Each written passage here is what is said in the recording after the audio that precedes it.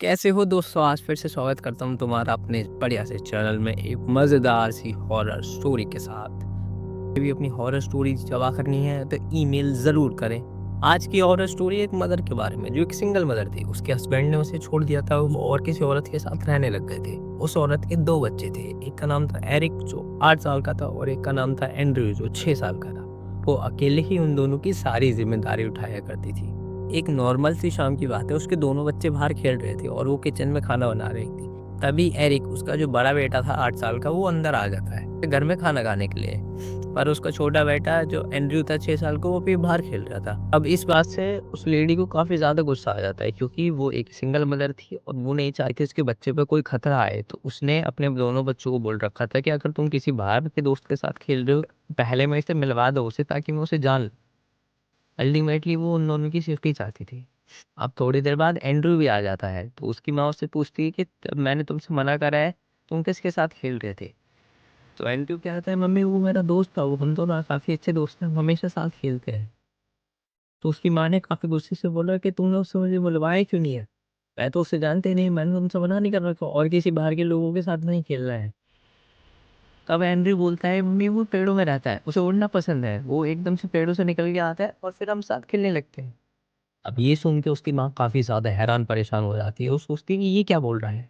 उसे लगता है बच्चा है, उससे झूठ बोल रहा है, तो उसे और डाँटती है कि ये क्या बोल रहे हो? कुछ भी बोले जा रहे हो। तो एंड्रयू बोलता है, नहीं मम्मी सच बोल रहा मैं, वो सच में पेड़ों से निकल के आता है, फिर हम साथ खेलते हैं और वापस पेड़ों में चला आता है। उसकी माँ ने पूछा, तुम्हें पता नहीं वो रहता कहाँ पर है? तो एंड्रयू बोलते हैं, नहीं माँ मुझे नहीं पता वो कहाँ रहता है, बस हम खेलते हैं। अब ये सब सुन के उसकी माँ को बहुत ज़्यादा डर लगने लग जाता है।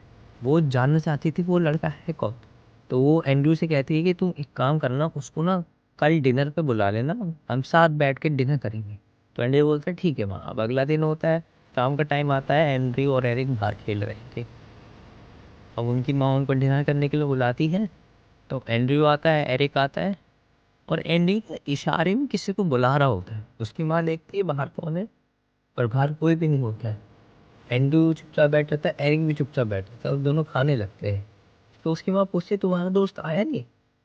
तो एंड्रयू बोलता, आया तो है। अब उसकी माँ को कोई भी नहीं दिखाई दे रहा था उस रूम में, उन 2 बच्चों के अलावा। और एकदम से ना एरिक था ना, बहुत अजीब तरीके से हँसने लग जाता है। और एंड्रयू चुपचाप बैठ के खाना खा रहा है। उसको ऐसा लग रहा है, फ़ील ही नहीं हो रहा उसका भाई बहुत बुरी तरीके से हँसे जा रहा है। पर उसकी माँ को फ़ील हो रहा था। और ये सब देख के उसकी माँ बहुत ज़्यादा डरने लग जाती है। उसे समझ नहीं आता कि क्या हो रहा है उसके सामने। अभी तो दोनों ठीक बैठ के खा रहे थे, अब एक चुपचाप बैठ के खाना खा रहा है और दूसरा बहुत तेज़-तेज़ हँसने लग गया है। एरिक और तेज़ हँसने लगता है और तेज़ हँसने लगता है। अब ये सब देख के उसकी माँ बहुत ज़्यादा डर जाती है और वो ऊपर वाले रूम में चली जाती है डर के मारे। अपने आप को शांत करती है, अपनी सेंसेस को काबू में लाती है और फिर नीचे आती है। और नीचे आके देखती है कि उसके दोनों बच्चे सो रहे थे और वो भी डरते-डरते सो जाती है। अब ये सुबह होती है, वो अपने बेटे एंड्रयू से पूछती है, बेटा कल तुम अपने दोस्त को लेके क्यों नहीं आए थे? तो एंड्रयू बोलता है, माँ मैं अपने दोस्त को लेके तो आया था, वो साथ बैठ के खा रहा था। वो तो कल घर आया ही नहीं था। उसे तो मेरे दोस्त ने हवा में उड़ा दिया था और वो घर पे आया था। अब ये सुन के उसकी माँ बिल्कुल दंग रह जाती है। ये तो बहुत ज़्यादा डरावनी बात थी। उसकी माँ को काफ़ी ज़्यादा डर लग रहा था। उसकी माँ उससे पूछती है, अच्छा तुम्हारे दोस्त का नाम क्या है? तो एंड्रयू बताता उसके दोस्त का नाम है बेल्तज़ार। जैसे उसकी माँ ने बेल्तज़ार नाम सुना, उसे याद आता है बहुत साल पहले का एक इंसिडेंट। पड़ोस में कुछ चोरों ने घर में चोरी करके एक घर में आग लगा दी थी, जिसमें पड़ोस की पूरी फैमिली जल के मर गई थी। और उस घर में एक छोटा बच्चा था जिसका नाम बेल्तज़ार था। उसपे माँ एंड्रयू से पूछती है, बेटा बेल्तज़ार ने तुम्हें और कुछ भी बताया है?